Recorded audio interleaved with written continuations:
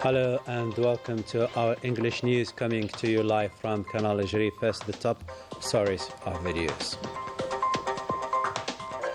Algeria ends its rotating presidency of the UN Security Council for this January with a high appreciation by the Council members, given Algeria's great efforts in multiple initiatives.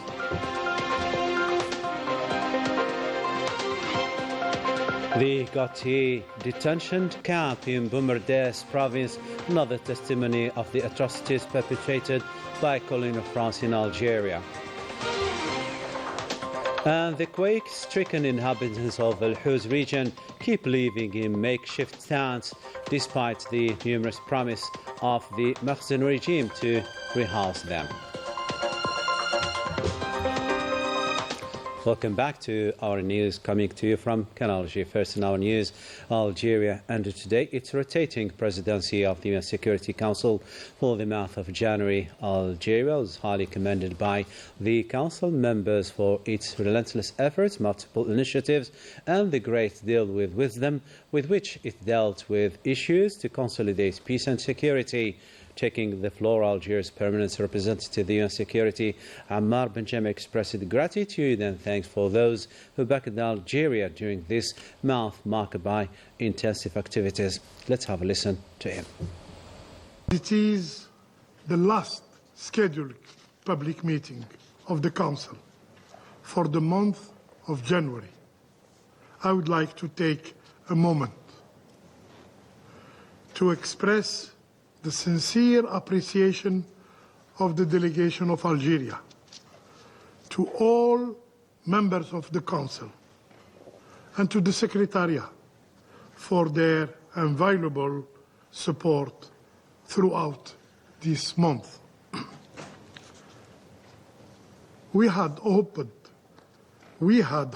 for a calm, quiet beginning of the year, but as often happens, we have had a rather eventful and busy month. The then attractive empty slot did not survive. We could not have done alone, and without the hard work, without the support, without the positive contribution from every delegation and all the dedicated representative of the Secretariat. Ammar Benjama speaking while chairing the UN Security Council. Indeed, Algeria spared no efforts this month in favor of fair causes on many fronts, while putting forward Arab and African issues under the close supervision of the President of the Republic. The Algerian diplomacy evoked many sensitive files in order to find sustainable solutions, relying on dialogue and the respect of people's rights. Litya Sidqawi has more. Algeria seized its platform as President of the Security Council to advocate for several files, including the Sahrawi issue, the situation in Lebanon, Yemen, Syria, Libya and Sudan, as well as the fight against terrorism in Africa. Many questions and challenges that threaten peace and security in the world were on the agenda of the UN Security Council this month. Under the supervision of the President of the Republic, Abdelmajid Tebboune, Algeria multiplied the diplomatic initiatives, calling for many exceptional meetings. During a session marked by the announcement of a ceasefire between Hamas and the Zionist entity, Algeria has urged the UN to ensure its implementation and to relaunch a peace process for a sustainable solution of the aggressions. As for the situation in Lebanon, Algeria has reaffirmed the need to focus the coordination of efforts between the League of Arab States and the United Nations in order to help this brotherly country end the crisis it is facing in the last couple of years. As for the Syrian file, Algeria noted the importance of international support to reestablish peace and sovereignty on its territory. For Yemen, and as part of the A3+ group, Algeria advocated to put an end to military interventions and support the peace process under the aegis of the United Nations to restore sustainable peace. Another major achievement of the Algerian diplomacy is the historical agreement that allows the Libyan Authority to reinvest frozen assets and institutions in order to protect these funds and use them in service of the Libyan people. Because of its great experience in the field of the fight against terrorism and the responsibility entrusted to Algeria in this respect, Algeria has called for a high-level meeting raising the alarm on the progress of terrorism in the Sahel-Sahara region, presided over by the Minister of State, Minister of Foreign Affairs, the National Community Abroad and African Affairs, Ahmed Attaf. The meeting highlighted the Algerian approach that supports security and development to fight the scourge of this phenomenon. The African ministers present at the meeting unanimously hailed the efforts of the President of the Republic, Abdelmajid Tebboune, for uniting continental efforts against terrorism. Underlining the influence of Algerian experience, the Security Council adopted the presidential statement as an international recognition of the role of President Tebboune as a leader in the African Union in the prevention and fight against terrorism. To another story now, in his capacity as the special envoy of the President of the Republic, the Communication Minister, Mohamed Miziane, was received by the President of Guinea-Bissau, Omaro Sissoko Embalo, to whom he handed a written message from the President of the Republic, conveying to him the fraternal greetings and the aspirations to consolidate bilateral cooperation and give a fresh impetus to the efforts meant to boost relations between both peoples so as to face up the regional and continental challenges. And now let's open the daily window history devoted to colonial France.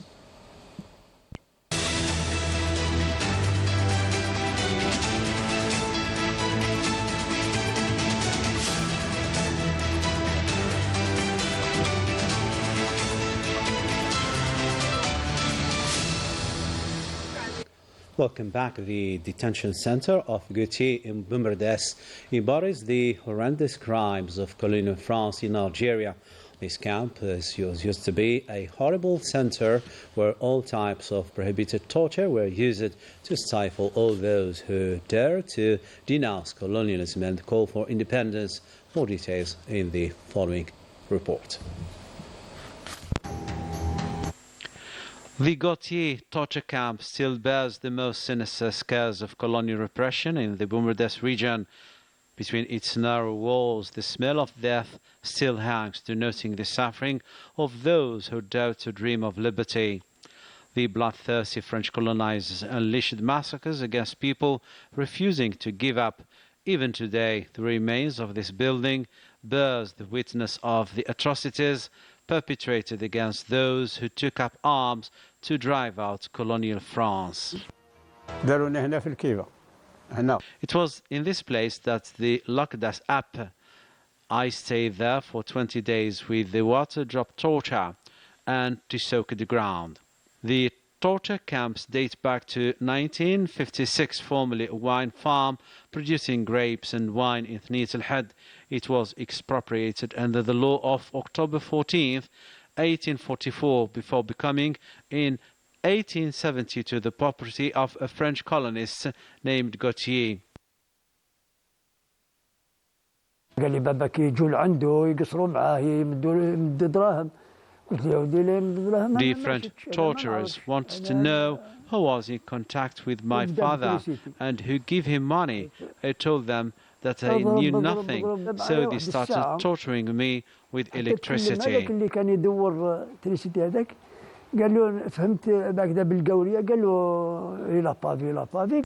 France, boasting to be the protector of human rights, cannot hide its bloody past.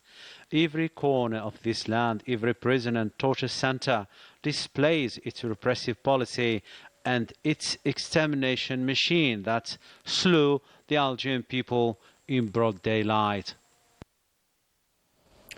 And modern France is facing a serious political crisis.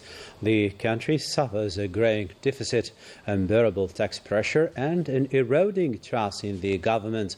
Tensions between the government and the opposition parties are deepening while the country is sinking into a climate of distrust and uncertainty. More details with Melissa Leila Palaman.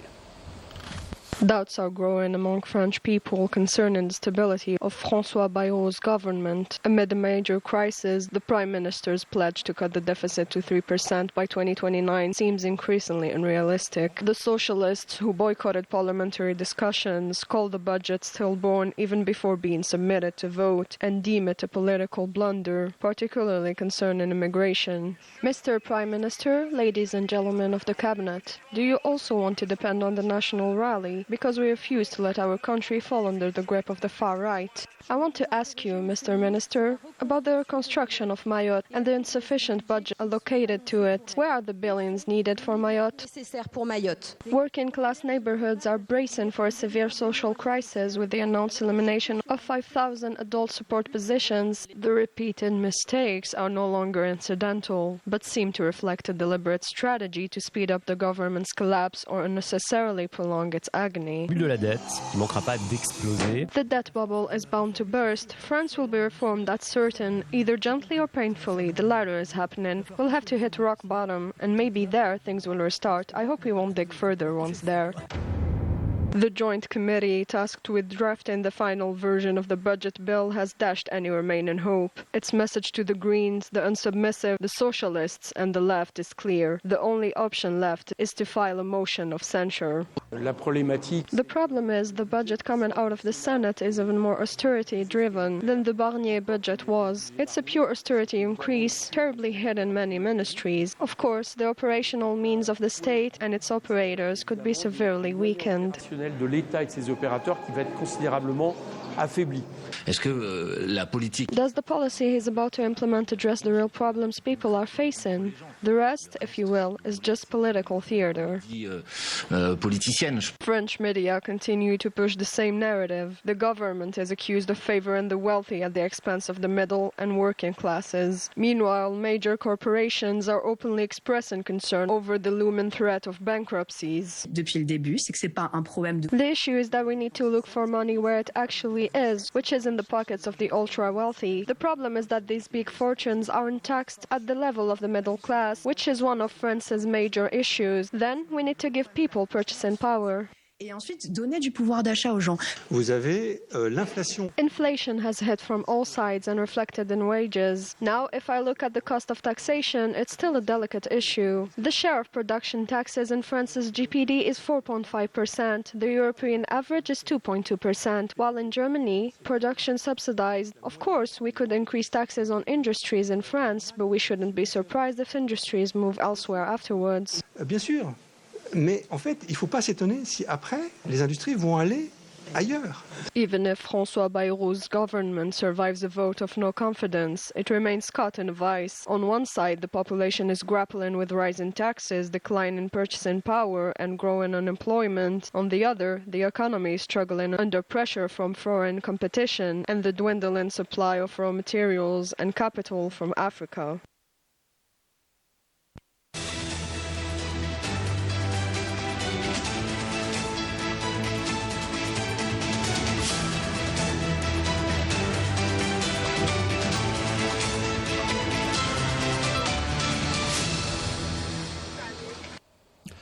You are still watching Canal Algérie. Coming up in our news.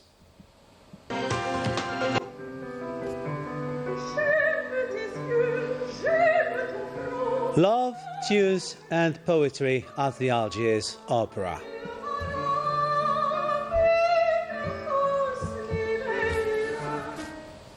Welcome back to our news. The Belgian Foreign Affairs Minister reiterated his country's full support for the political process led by the UN for a fair and a lasting settlement mutually accepted by both the occupied Sahara, Western Sahara, and Morocco. In Morocco, anger keeps on growing among the victims of the El Hous living in extreme conditions after losing all their assets in the earthquake. The false promises of the government were never fulfilled, as they are still living in makeshift tents under the rain, suffering from cold. Laetitia Sqawi has more to say in this report. Forgotten by their own government, victims of Al-Haus earthquake are undergoing the unbearable cold of the winter after the catastrophe. Nothing changed. Extreme precarious conditions, their country's authorities did not fulfill their promise to rehouse thousands of Moroccans now living in tents like refugees in their own country under extreme weather conditions. We are suffering. There is water infiltration. Our beds and covers are fully damaged and winter is not even over. I am scared for my children's health. We are adults and we cannot bear this situation. وعندنا الدراري الصغار حنا ما قادينش على هذا البرد داز علينا البارح البرد وتما راه بقينا مكرفسين مع هذا الشتاء قادينا غير فاش نطيبوا على الاقل. There has been terrible floods. We are subject to rain and cold. We have nowhere to go. We lost all of our assets. ملي تنكونوا في الديور كنطلعوا للسطح كنحيدوا الثلج على 70 سنتيم 80 سنتيم. A catastrophic situation that the Makhzen seems blind to. Instead, it is granting its attention to secondary issues that favor the elite and bleach the image of the ruling class before the world, while their people are left to their own accounts. Fake promises on official platforms and all around the media close to the regime. The people are furious and demand their fundamental and constitutional right to preserve their dignity. Not a surprise from a regime that lives in denial and that seems to have lost all capacity to manage internal affairs of the country and to respond to the need of its people. And from the Maghreb region to the Middle East and precisely to the Palestinian territories now where citizens are bearing the brunt of this horrible war as thousands of people are going back to their homes on foot after the ceasefire agreement. In the meantime, the World Health Organization's call for emergency measures to take care of patients in critical situation. Another exchange of prisoners between the two sides is expected for tomorrow, Saturday. Last night, the Algiers Opera House came alive with the enchanting voice of Amal Brahim Jalloul. The soprano easily shifted between languages, delivering a stunning ode to love with each note. Her performance even brought familiar, beloved melodies to life. Let's discover more with Melissa Lila Balaman in this thrilling story.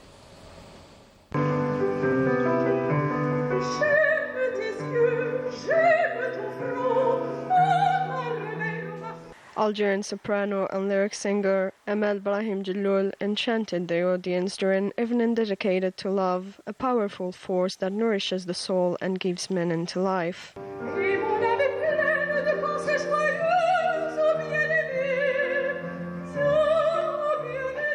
C'était un moment que j'attendais depuis tant de temps. It was a moment I had been waiting for so long, and that's why I chose the theme of love. I felt it was a theme that could encompass so much with many different works. Love has inspired so many people, poets, musicians, composers, and it expresses itself in every language of the world. Donc je m'étais dit que il s'exprimait aussi dans les langues, de toutes les langues du monde.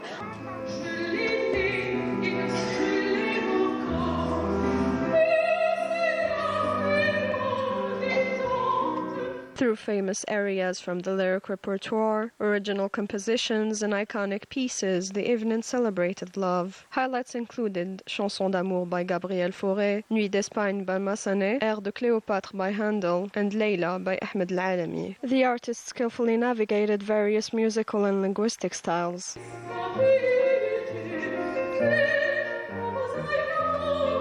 C'est un métier, ça s'apprend. It's a profession that requires years of study and learning. It's a continuous effort. We are perfectionists and it's a passion. When you're passionate, you never tire of working and exploring. And moving from one language to another is inherent in the work of a lyric singer. Travailler, de chercher, et puis ça fait partie de notre métier de passer d'une langue à l'autre. C'est inhérent au métier de chanteur lyrique. Her stage partner, the Greek Karolos Zouganelis, sculpted the nuances of each piece, enhancing and magnifying the singer's voice.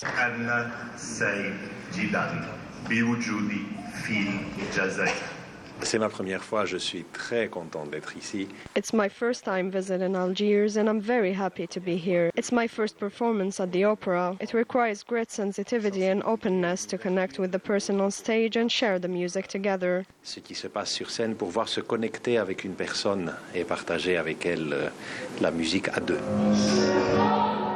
Whether novice or expert, the audience was captivated by the enchanting voice and immense talent of the artist.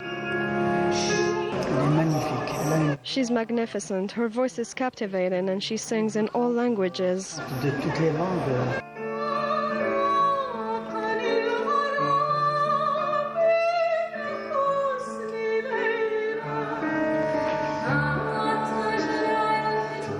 The most emotional moment of the evening was undoubtedly the masterful rendition of Ay El Kherenu by the famous artist Idir, a poignant tribute to parental love. Let's enjoy.